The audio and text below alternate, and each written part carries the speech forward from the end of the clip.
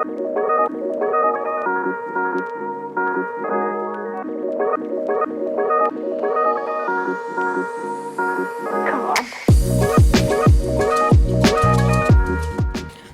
what's going on, everybody? Abdullah Konte here with another episode of Win Sports. Talking about some of the things that happened over the weekend. Wizards got a win.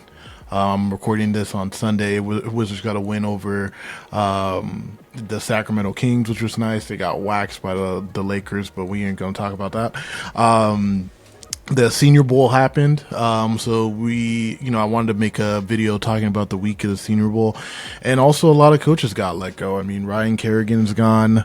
A lot of the defensive coaches are out of here. One that didn't end up leaving as of right now is Daryl Tapp, which, really close to DQ, seemed like a really good coach, very engaged on the sideline. So I'm curious to see what they do with that. There's a few people on the staff, like, are they going to be gone? Brian Johnson on the offensive side, I know that he's interviewing for some offensive coordinator positions. So going to be an interesting few days, seeing what happens with some of these coaches and the changes that are going to be made. It sounds like, from what I heard, they won't do any press conferences until these coaching staffs are solidified, and they kind of want to wait until after the Super Bowl. So I think next week we probably won't hear anything about any press conferences for those two coordinators this week, but it'll probably be next week. I could see it as early as, Tuesday, Monday or Tuesday of next week. Excited to hear what they have to say. So many changes on this team, and just seeing what, style of play they want to go with, what kind of personalities these guys have. I mean, we've heard, some interviews here and there, but we just don't know these guys well enough, and it's going to be interesting to see, who's leading these sides of the ball. So, the big thing I wanted to talk about, is basically, I went through, and I wasn't at the Senior Bowl. I'm hoping to go next year.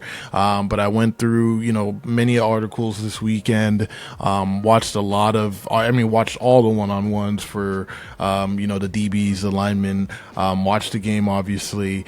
And then also kind of just watched some more film on the guys that kind of impressed me, that I, enjoyed, and kind of wanted to see what did we learn, or talk about what we learned, basically from the week of Senior Bowl from some of these guys. I mean, these are guys that are probably going to be more, second, third, fourth round guys. And to be honest, we've talked a lot about who is at the top of the board, but it's a big draft. It's not just the first 32. It's about, the whole 7 rounds and who could they snag, who can the Commanders snag later on in the draft. So some of the things we learned about this week, like, one, look, the star power of the Senior Bowl, or what we thought it was going to be. I mean, for those who watched my video that I did with, Josh Taylor of A to Z Sports, we thought it was going to be a lot bigger. We thought guys like Ruben Bain and David Bailey were going to be there, Akeem Mesidor, Casey Concepcion, all these guys backed out, Keontae Scott. It was kind of a little tough, knowing that there were so many good players that we were excited to see. And I thought it was crazy how many talented players were coming, and first round talented players, but it makes sense. They kind of realize, like, maybe it's better to back out, focus on the combine, and so, but that doesn't mean that the competition wasn't still there. There were guys who balled out, and there's guys who didn't do so well. And that would be the second thing that I saw. And this video is mainly talking about positions of need. The tight ends, man. The tight ends didn't seem to play that well, throughout the week, and definitely in the game. In the game, there was a lot of drops, man. A lot of drops from the tight ends, and this free agency tight end class is pretty good, which is where I think that if the Commanders really want to make a change, and with the Zach Ertz injury, it seems like they really kind of have to, find a way to replace him. They probably should look into free agency more than the draft. I mean, Kenyon Sadiq, who is the kid from Oregon, there's a big gap between him and it seems like everybody else, and he does seem to be like a first rounder. Now, if I think he'd be too rich at 7, but if they were to trade back, maybe he would be somebody that they could grab. But outside of that, if you are a guy who's hoping that they grab somebody later in the round, I don't know if you're going to get somebody that's going to be a strong impact. I think like Isaiah Likely or Kyle Pitts would do much more wonders than that. Kate Auden, something like that. So, and then the third thing was that we're talking about tight ends not playing so well. Well, the position group that I thought played really, really well was the edges, right? Like, I think anyone who's covering this team or following the Commanders are so focused on the first few guys like Ruben Bain and David Bailey. And as we saw in my last video, there's been some talk about Sonny Styles. Obviously we've heard some Caleb Downs talk. But if they were to go outside of that, say that, if Bain and Bailey are taken before them, and they have to go a different position like linebacker or receiver, there's a lot of edges that are in this class that are really good, that played really well. Now, my worry is that a lot of them might not be there in the third round, maybe, like it might be something that they would have to either trade up or trade back from their first rounder and trade back and accumulate more draft capital to have a second round pick. But some of these guys are really good. They're playing well enough that they could be bumping into either the late first or in the second round. I don't know if they can fall to all the way to that third round. Like a guy like TJ Parker didn't have the greatest year last year, was somebody who I think a lot of people thought was going to be like a top 10 pick after the season he had 2 years ago. And last year, Clemson was just a dumpster fire. So a lot of those guys have been, their stock has dropped, but he showed out. Derek Mason, that's somebody that Josh had told me about. Really strong player. He probably is somebody that could maybe be there in the third. I don't know, but he played so well.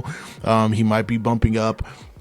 Denied that son, another guy from Penn State, is a potential player. He showed out a little bit.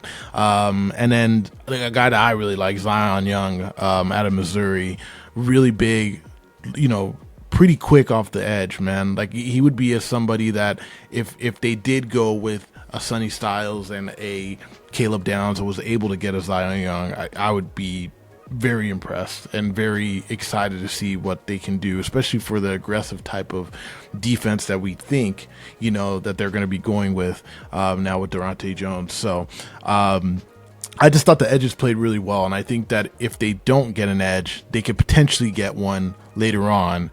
And I still think they need to look at some type of edge help in free agency, because I think they need more than one edge. I think they need multiple guys to change this team. And so that's just, if they do pass on edge or have to go a different direction in the first round, there's potential to get a quality player in the third. And these are just guys that I saw. There's more that I'm hearing about. I'm still researching. So, but I kind of, to end the video, or to kind of, cap this video, I wanted to talk about, a few players that actually stood out to me. Probably players that you've known. If you're a big draft guy, you probably have heard of all these guys before. For me, it's like I'm getting more involved in the draft. Every time the season's over is when I kind of do more of a deep dive and watching a bunch of film. As I've missed football, I start wanting to get back into seeing who's playing well, who's a guy that can come in and adjust this team and help this team. And I think, obviously with the new coaching changes, we don't know exactly what these guys are going to be playing like, but we kind of have an idea, at least. If you look at Durante Jones coming from Minnesota, if you try to pair it with, what Brian Flores does, there is going to be some turnover, some changes with that. Luvu probably will, benefit a lot. He'll probably play a lot differently than he did last year. There'll be a lot more blitzing, a lot more aggressive kind of play. So what kind of players could, come in and change that? And so the first guy that balled out, and this is probably a favorite of the whole country. People love this guy. He played really well last year. Is Jacob Rodriguez. He had a great week at the Senior Bowl. I think that when I don't know how great the linebackers are at the top of the draft, but I feel like if you are hoping to maybe snag somebody later, I'd seen a mock draft that had Jacob Rodriguez go in the first. I think that might be a little bit much. I don't know if he gets all the way up there, but he is a guy that maybe, I've heard people say that he might not test well at the combine, but this is one of those guys that just plays the game really well.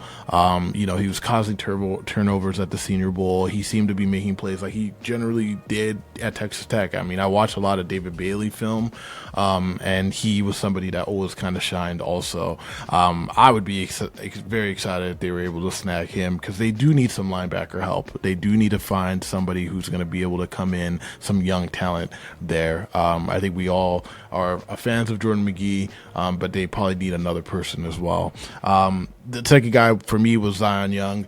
Like I said, I don't know if the Commanders would be in a position to actually draft him, because he might be going more into early second, late first. I don't know if he hits the third round, but he's a great edge, like a really, really good edge. He's 6'5", he's a big dude, and he moves much faster. 6'5", 262. He moves a lot quicker than somebody that size, right? Like I've been really impressed with him. He's been one of the guys, one of the film that I really have enjoyed watching. And I think just the pass rush ability is there. Their aggressiveness is there. And I think that if you are looking to go more into aggressive style, you're going to need a legit pass rusher. So there isn't a guy like that really on the team currently. And so they need to find that kind of player.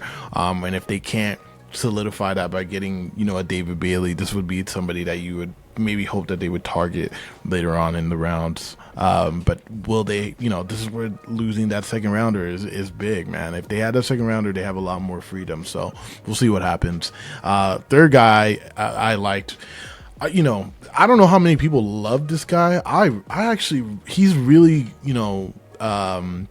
winning me over, and it's Davison Igbinosun. And he is very aggressive. For a corner, he's very, very aggressive. And I love his aggressive play, but it's not going to work super well in the league, because the league has, a lot more protection on receivers, right?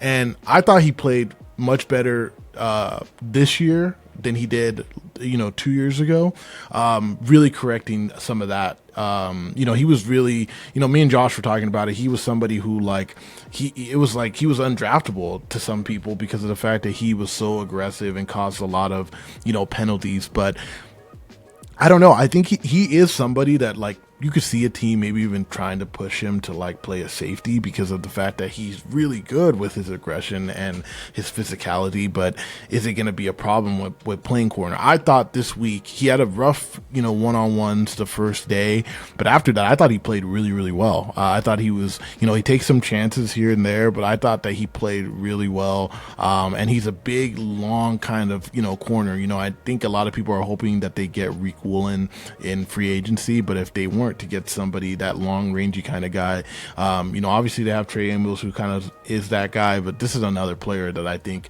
would be he has good coverage skills. He just maybe is a little too handsy. So for those, don't want another Benjamin St. Juste, I get it. But I really like this kid, and I think if I was drafting, I'd be open to picking him up.